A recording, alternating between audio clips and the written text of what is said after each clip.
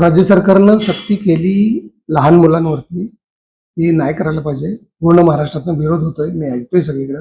मी बऱ्याच तज्ज्ञ लोकांशी पण बोललो. मला वाटलंच होतं की रिपोर्टर आपल्याला विचारलं तर आपलं पण काय मत असलं पाहिजे. तर मला अगदी ठामपणे सांगावसं वाटतं की ही सक्ती लहानपणी नको. आणि त्यानं काही पाया नीट मुलांचा होणार नाही. अख्खी पिढीची पिढी बदलली जाईल. आणि जरा नियम विचार केला तर हा का आहे तोच उत्तर मिळत नाही. हा सगळ्या राज्यांमध्ये आहे का?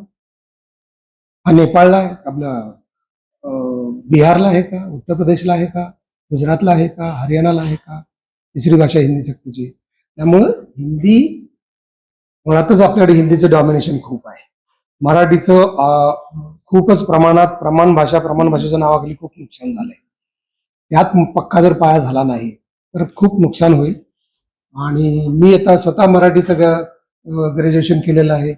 मी 12 भाषेत आतापर्यंत काम केलेलं आहे. मी सगळे मराठीत डायलॉग लिहितो, तेव्हा मला कळतात. कारण तुमची मातृभाषेमध्ये तुम्ही विचार करता, मातृभाषेमध्ये तुम्ही व्यक्त होता. तर मुलांवरती त्यांना नीट शिकू द्या. पहिलं त्यांना एखादं वाक्य तयार करायला शिकू द्या, व्याकरण शिकू द्या. पहिली, दुसरी, तिसरी, इयत्ता, चौथी तर हे शिकत असतात ना ते. त्यानंतर इतर भाषा शिकतील ना, गरज असतील तर. आणि मुख्यमंत्र्यांनी सांगितले की 20 मुलं जर पहिलीतली मुलं 20 मुलं जर तयार झाली की मला इतकी भाषा शिकायची, त्यांना शाळेतच आणता नाकी नऊ येतं, कसं तरी धरून पडून आणतो.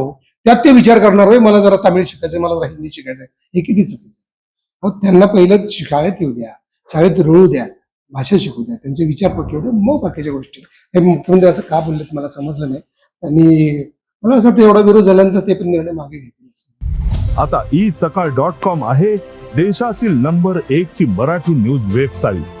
प्रत्येक अपडेटसाठी isakal.com ला नक्की भेट द्या.